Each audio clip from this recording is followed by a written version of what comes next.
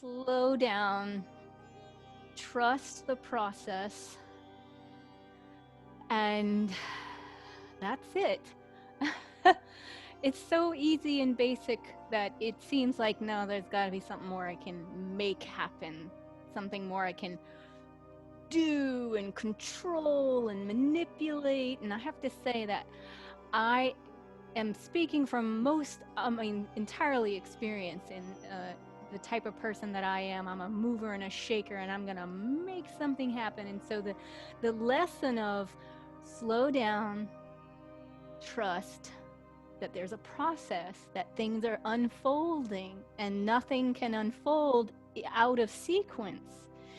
And the yogis have a name for this, and it's a version of non-stealing, or asteya. And it basically means to not steal time, to not steal the process, the segments of processing. If you do, there's suffering involved, which, you can imagine someone who's trying to make something happen. It generally has a compression and lots of tension, anxiety, and stress. So with that, we're going to massage that into our body, that concept into the class today, to let go, trust the process, and relax. And with that in mind, we're going to begin in a very passive pose, child's pose, and that can be modified with a pillow so that you are hugging. I have my seated pillow here that I'm going to wrap with a blanket, but you can do just the traditional child's pose, and also a block for the head, because I don't quite think this is long enough. So this is part of the trusting, is the support. So giving yourself enough support as you go into the poses is a reflection or a representation of supporting yourself in times where you have expectations for things to manifest in a certain way. And it's hard to let go and trust that the process is out of our hands. It can be liberating at times, though. And it usually comes in moments when it's so overwhelming. It's a tragedy, it's a trauma, it's something out of our hands completely, and so we're forced into it. A lot of people get into major sicknesses, and that's when they really just have, I've got to let go, and miracles happen in that way. So let's not go through all that drama. Let's practice just letting go and trusting right here. So first parts of trusting is being supported and recognizing that support. So in a supported child's pose, head to one side, fill your body with air, empty your cup, empty your mind of all the things that you want to control or have a certain expectation of the outcome. If the year of 2020 taught everyone anything, it's that we really are okay if we don't have control, and when things seem to be topsy-turvy, there's a process. We're all making it through.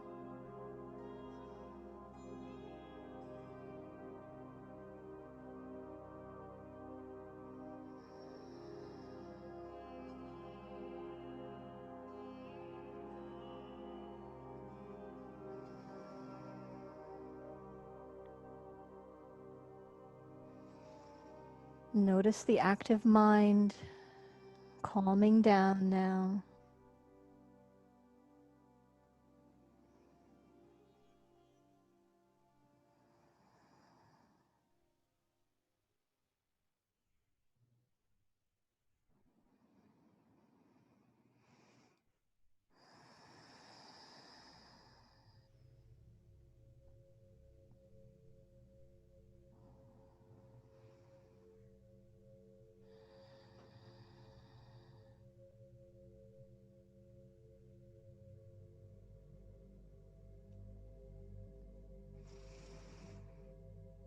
And I'd like to give you some mantras or affirmations, just very simple ones to repeat or have an echo in your mind as thoughts go in and out. That I am safe, I am guided. Things that I need to know will be revealed to me. I will be informed and revealed when the time is right. The things I need to know and the actions I need to take will be inspired. Don't have to force. Can really rest and relax right here. If you have your head turned to one side, let's go the other direction in the neck.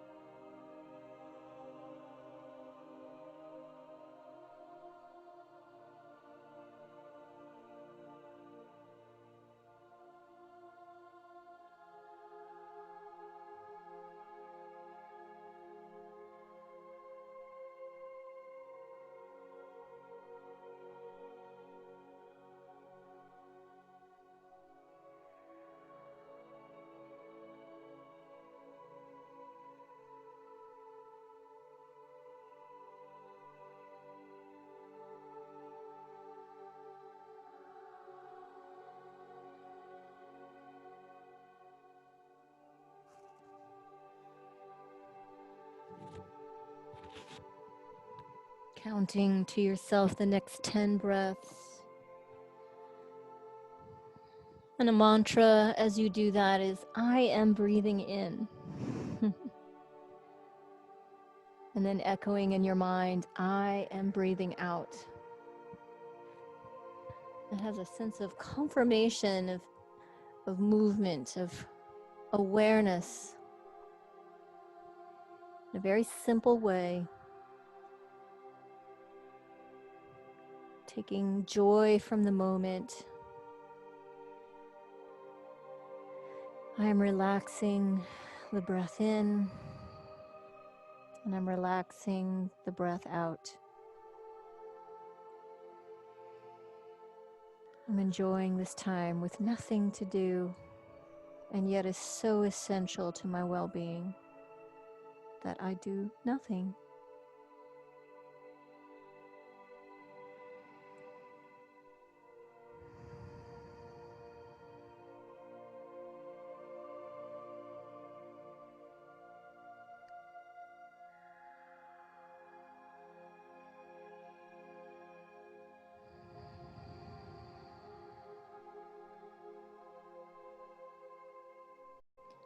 And beginning to release the exhale, lifting your head. We're going to move into the belly and into a sphinx pose supported under the elbows.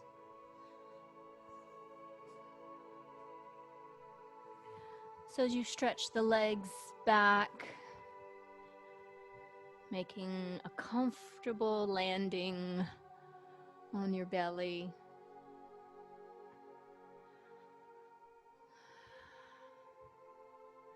You can rock a little side to side, releasing tension, spine or in the pelvis.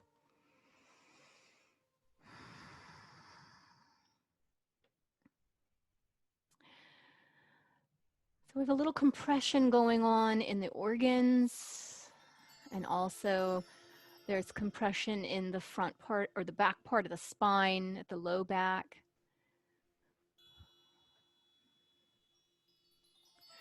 If the elbows, being on the elbows for Sphinx is too much, you can lower and bring your hands, your head to your hands, and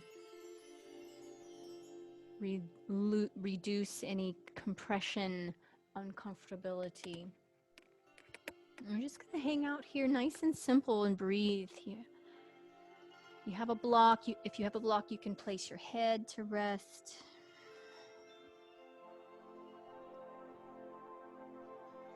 And I'd like to take you back to a time, all of us here are quite mature with life, and so there are experiences that I'm sure all of us have had that we've kind of flipped out or can remember. Think back to a time when you flipped out or became a little more intense, a little more controlling than you needed to be. And as you reflect back on it, you realize, boy, if I, it worked out. It worked out. I made the project happen. I made it through the fracture. I made it through the financial conundrum. I probably could have relaxed a little more. I probably could have not gotten so flustered. I didn't need to road rage. If you can tap into that and that essence and that wisdom, that essentially nothing is to sweat about. Nothing, we don't have to sweat the small or the big stuff. And interestingly, I sweat more at small stuff than the big things that have happened in my life. I just kind of sail through them. There's a surrender that's natural, and yet the small, day-to-day, it's a different story.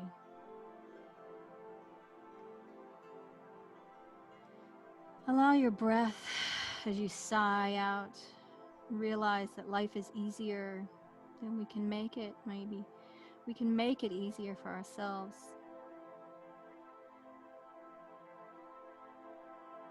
I'm going to trust everything's working out.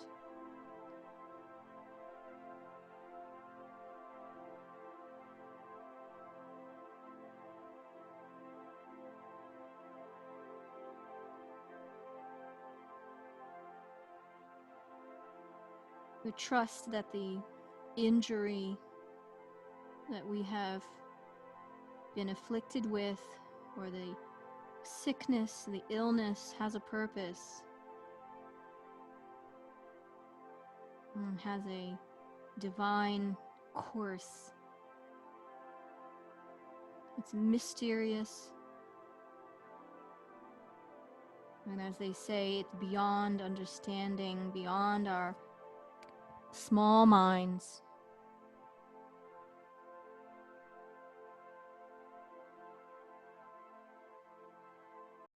I'm going to start to move and shift now, lowering the body down, opening the arms into a wide open T shape.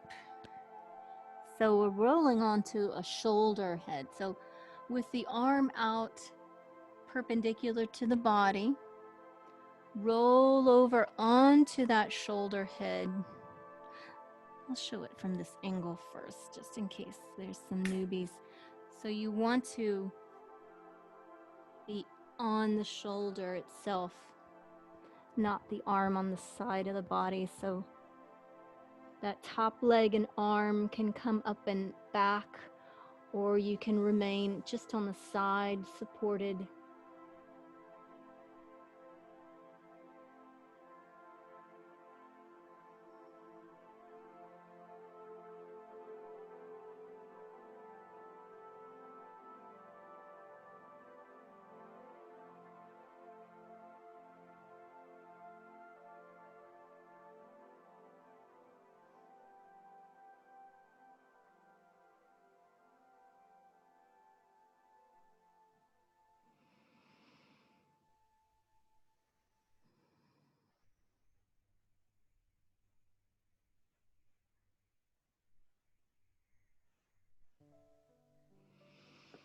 I've recently put plants, little seedlings in the ground. And it has that element again of trusting. Trust the seeds, trust the seedlings. It's not time for them to produce yet. I know this cycle, I know this round, I know this process well. So applying the concept of seeds, maturity, a divine unfolding is so true for us and our own seeds, seedlings of ideas, the process of our bodies going through the aging process and cycling.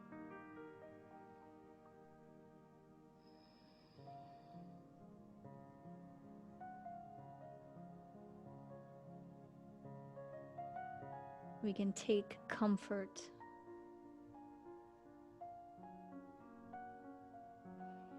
All is well.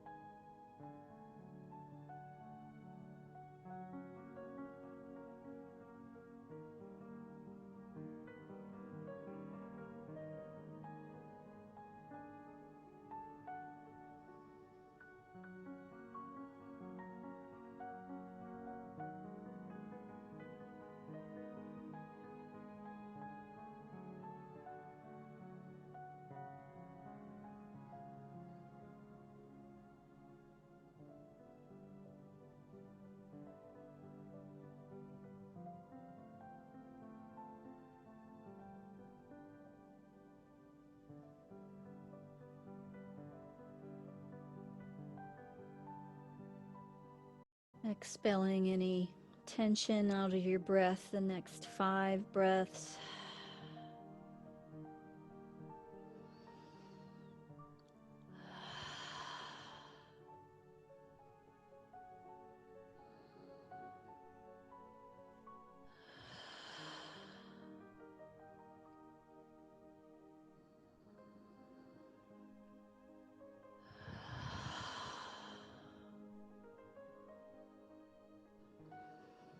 You're releasing on an exhale back to the tummy and pause. Just take in that things have ended in that direction. It will begin the release in the opposite direction. And so when you're ready, the other arm is outstretched. And just be mindful that your head is resting, that you're not picking the head up if that is uncomfortable for you. You definitely want to have a block supporting the neck.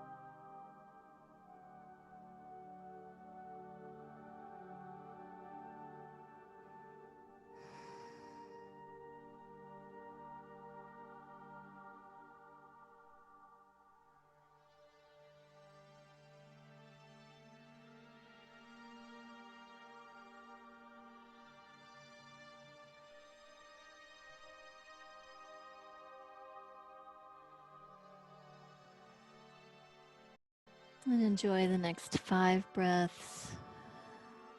And let go of any of the thoughts that might have camped out in your brain. Return to your breathing in this mindful moments that are passing.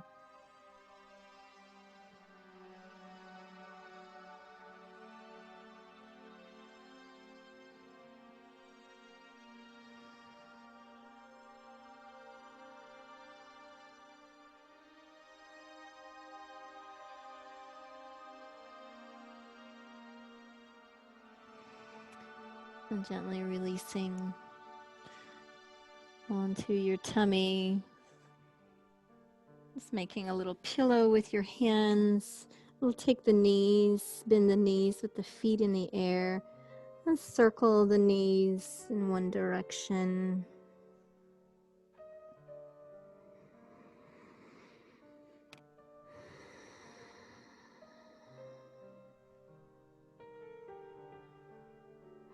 And circling in the other direction.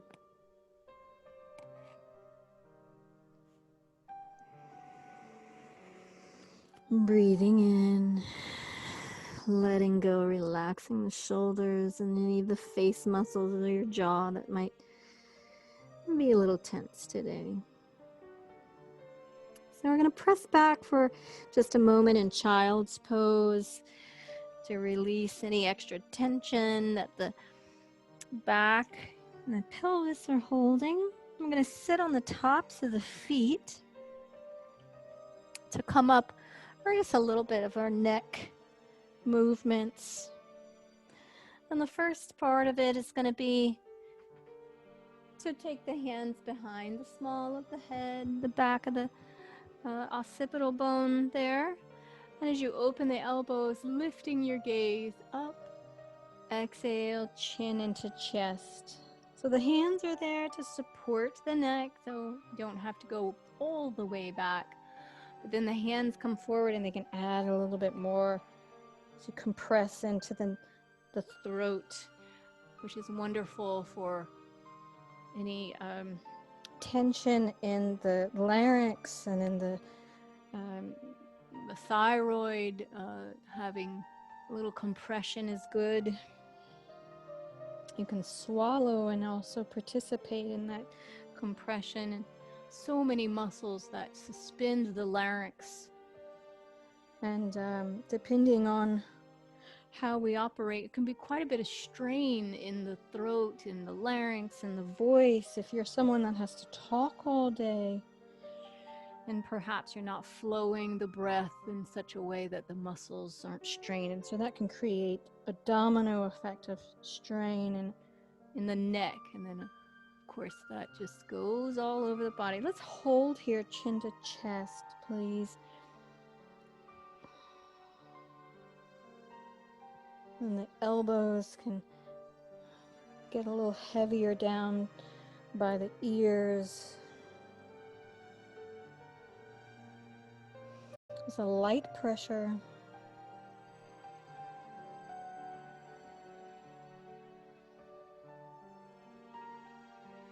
And then a nice little side to side movement here, with or without the hands, depending on your preference.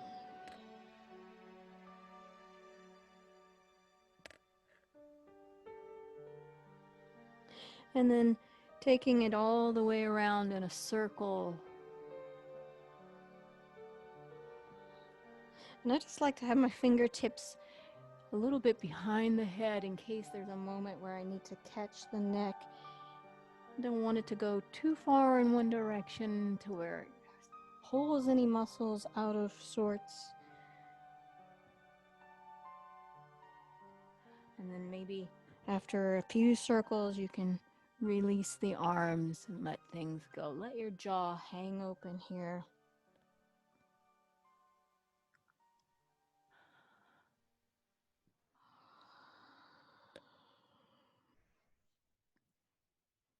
And you can even shrug your shoulders up as the neck rolls around to the back, because that can help to eliminate too much of an extension in the neck in the cervical spine there.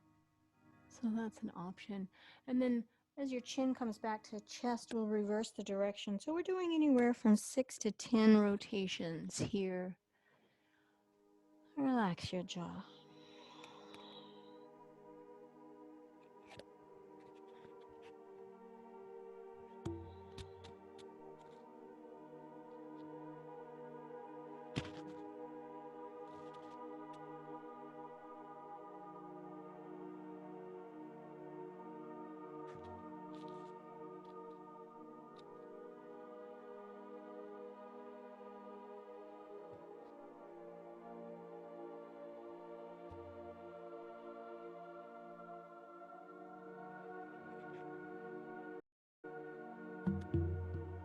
Okay, and then rolling one ear to shoulder. We'll add a little bit of the arm weight.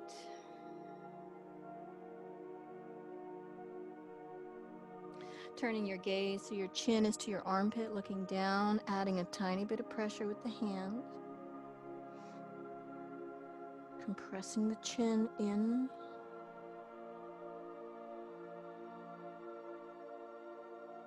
And then release that pressure. Turn your gaze, chin up to the ceiling. Again, adding just the tiniest bit of pressure. Compressing into the cervical spine there. Release the jaw. Release the chin, chest, and swinging it over to the other side. Pause here, a little bit of tension, just a little pressing in.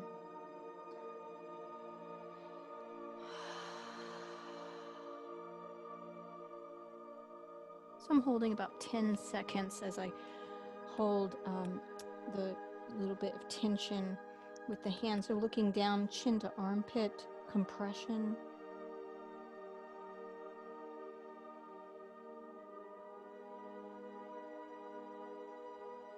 Release the pressure, turning your gaze to look up. And once again, just a little bit of applied pressure here with the hand.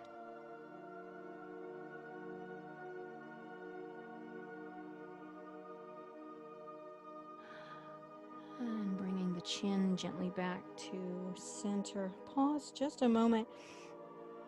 Assist the head to come back up to direct focus. And we're going to do this like,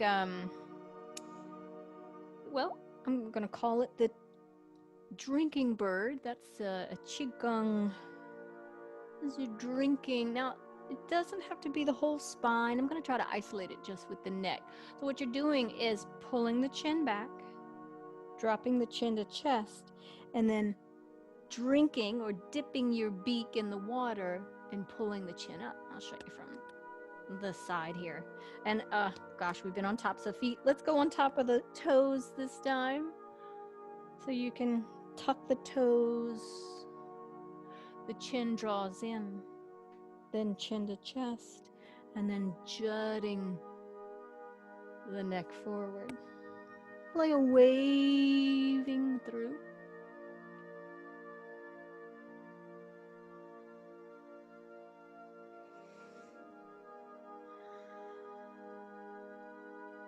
And then we'll take the reverse. So now the chin draws in, up, and the turtle comes out of its shell.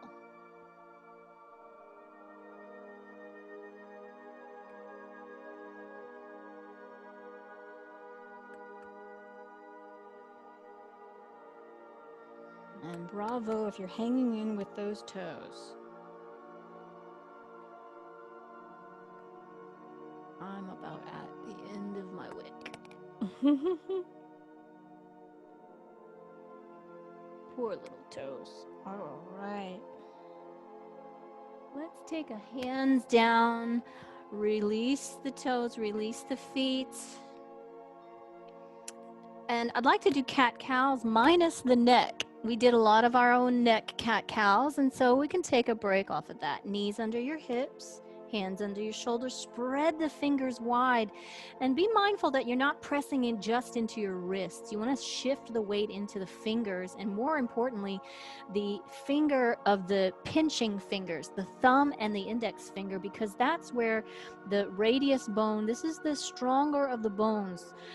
So applying that to be more of the pressure point and out of the wrist, that's going to benefit in alignment. And just cat-cowing the spine and the pelvis. So not the neck. Might be something different for some of you. Okay, I've got a cramp in the abdominals. You ever get one of those? It's no fun. All right, there we go. So the pelvis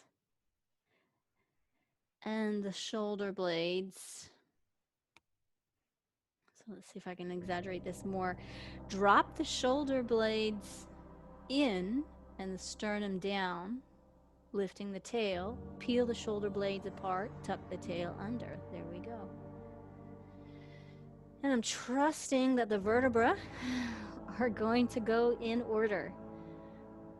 My mind's eye, I can picture the process of my body flowing any fluids that I need, digesting the food in the way that's optimal for me. I don't have to really put much effort, just observing what goes in my body, the point of entry. So coming back into neutral and coming to a seated pose, please, and sideways on your mat. We're going to open up the legs here. We're working the shoulders and the spine and the neck. So let's move down into the hip area by a nice wide leg opening. And you can take one hand in front, one hand in back, and kind of scoot yourself a little forward to get more space, toes pointing up, and push through the heels for a really deep stretch. And we're going to come down to forward, have your block, and take it easy. In other words, let it be a process. I always say, you know, let it be 25%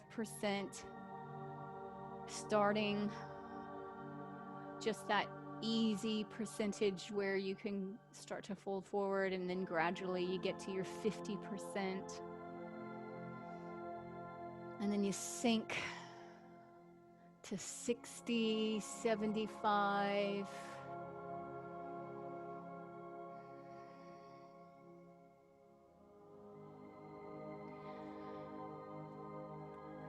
Eventually reaching about 90% full stretch here.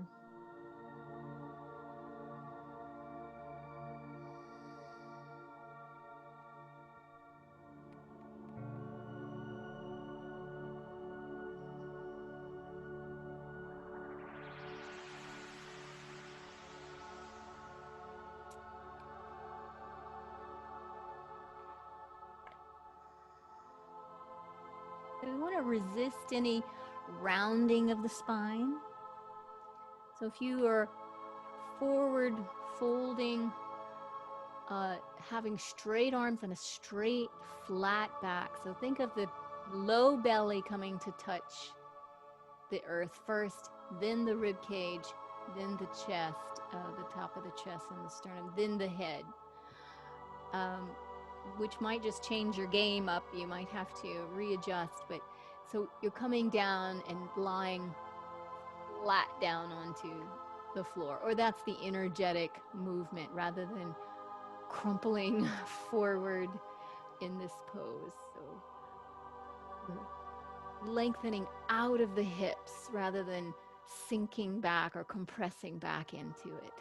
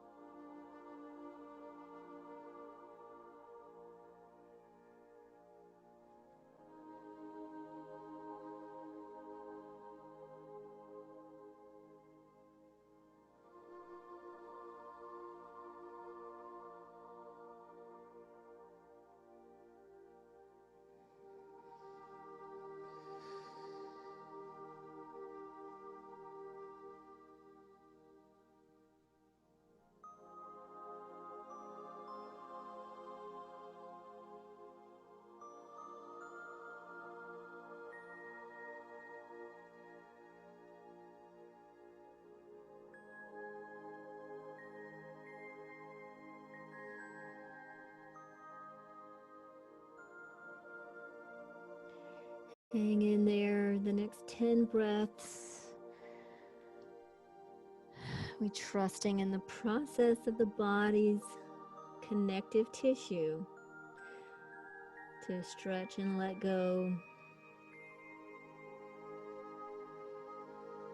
creating space between the muscles and bones and the cells.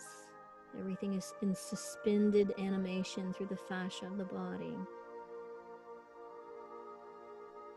The shrink wrap material, the same way that the orange has segments, that pith that holds the orange segments together, we have that as well. Segmenting the organs and the cells and the muscles of our body.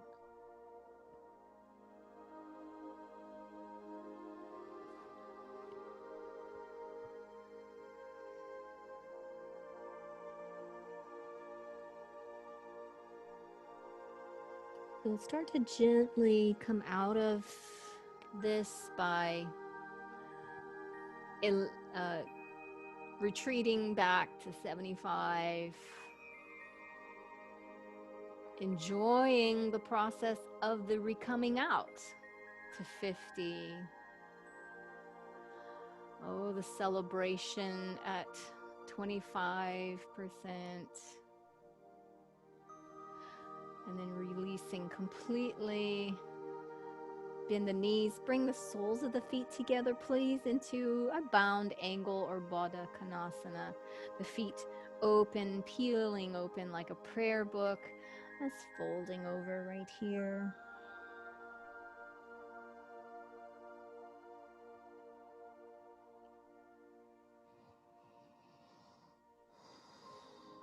And if it feels good, you can apply pressure to the knees. You can, I know some people like to pump the knees or to do a little bit of bouncing. That can sometimes shock the body and be a little too much. As long as you're gentle, that's okay. And for some folks, you may want to sit on a block, elevating your hips up so the knees can open more. So I do recommend for those people with tight hips.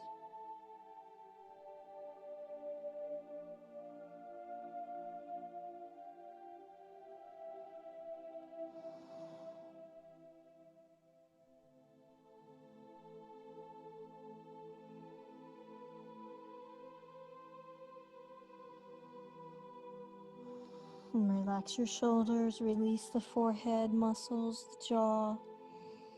Let your tongue just hang in the mouth.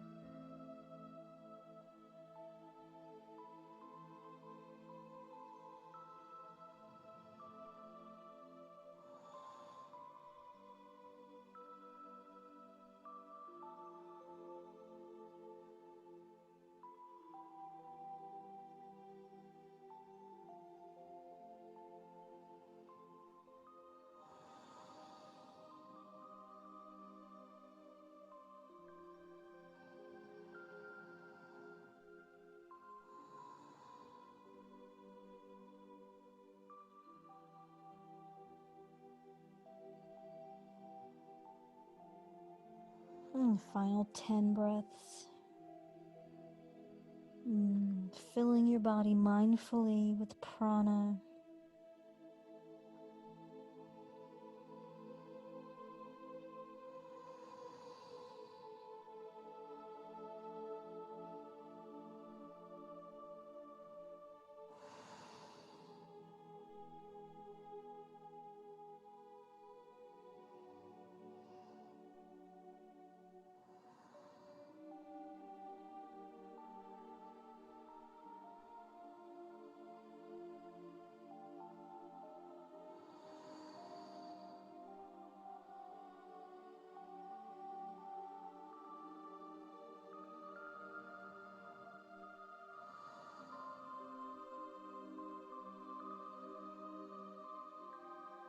And beginning to release, to come up. I think part of not trusting leads to a anxiety, thinking that we're in control more than we actually are. Spinning of wheels, a lot of disappointment, maybe even depending, and creating more problems from just compounding situations with the uncertainty, the emotions and the behaviors of uncertainty. We're going to take one of your legs, let's say the right. I'm here with the right. And we're going to cradle the shin.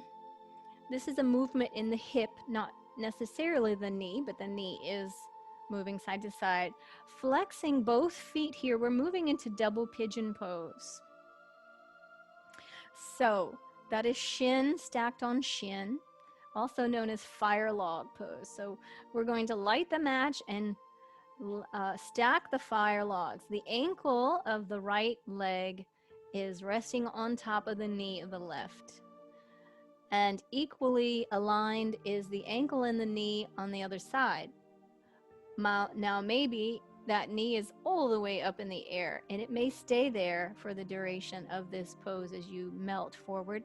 Chances are it will not, but you can add a prop underneath that right knee until the hips release there as far as they will release. So some days are better than others, some years better than others. So I guess releasing our need to control is also one of those things that we just allow ourselves to release. So I think that during the uncertainty that brings in a lot of mistrust that something is not going the way it should because we could do something more, we could take more action. And so being a master at soothing the body, soothing yourself, recognizing when you're having moments of trying to force, or the expectations are creating a lot of discomfort and dis-ease in your life. And so distraction with meditation type activities such as swimming, meditating while doing beadwork, meditating while reading, adding more nap time. So the process of trusting is relaxing more, getting out of your own way. It's about making things easier.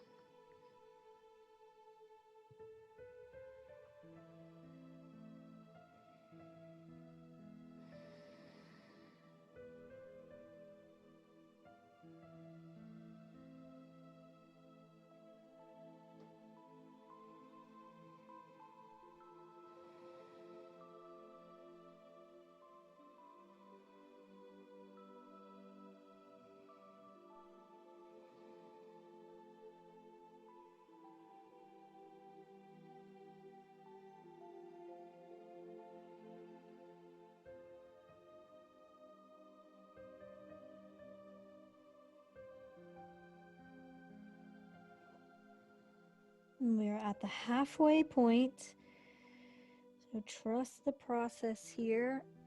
Oh.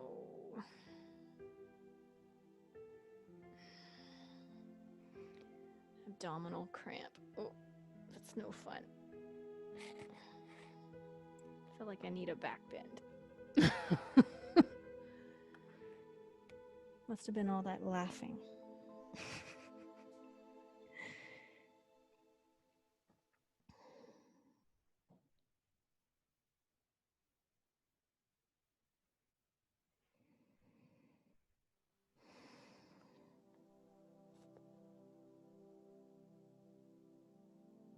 And we are at the final minute.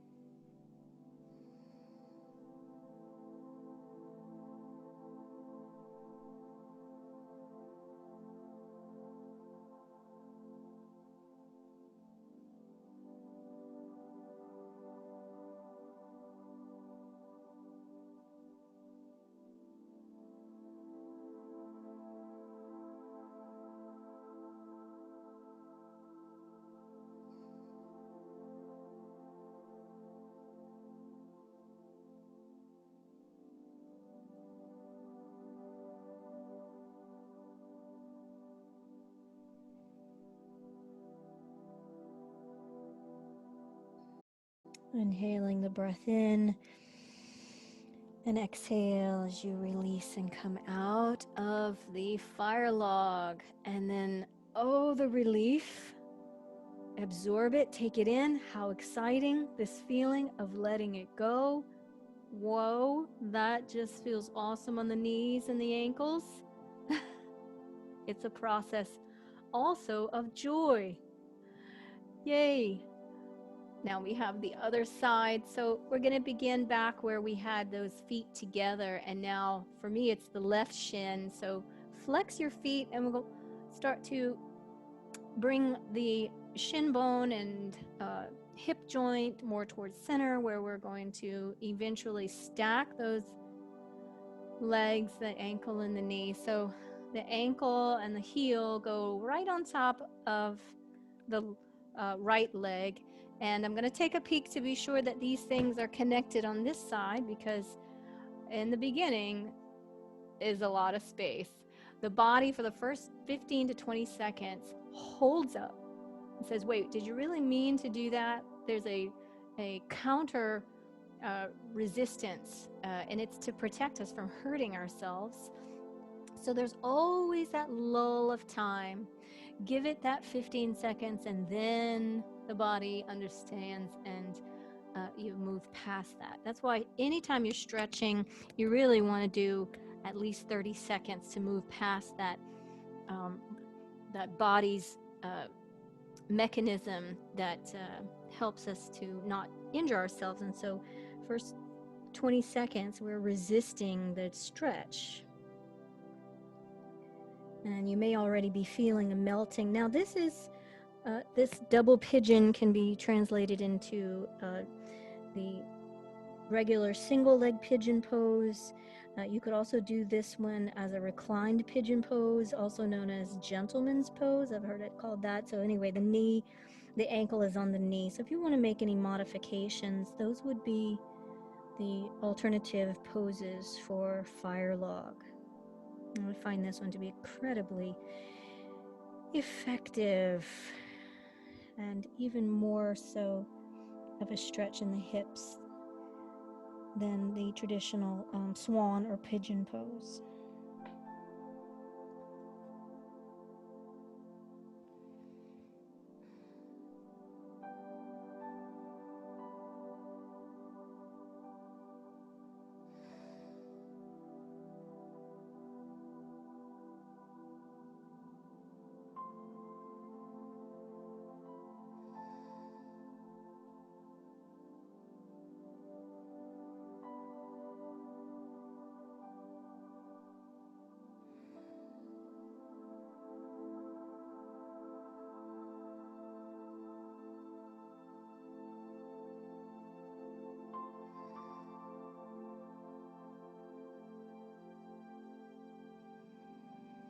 Breathing in and breathing out.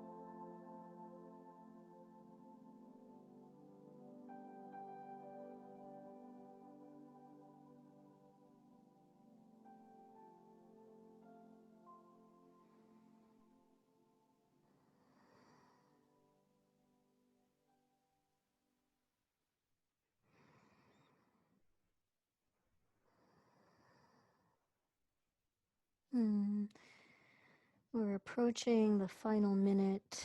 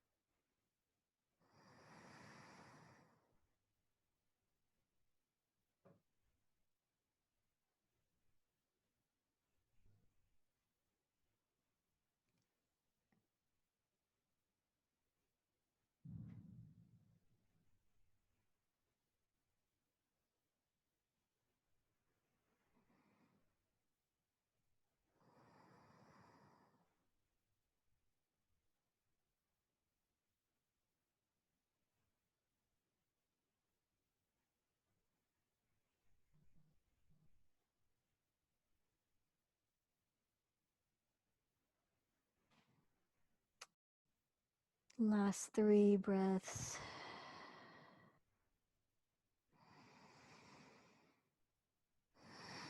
Nice big breath, inhale. And as you exhale, release. Ready for the joy. As you release, enjoy that process of release. So a lot of times we're rushing through things so much that when there is a joyful moment to be relished, like now, woohoo, we made it through, kind of just gloss over it. So don't gloss right now. Enjoy what is coming back in terms of how you're feeling here. So with our last 5 minutes, I will invite you to your shavasana of your favorite sort, on your back or against the wall.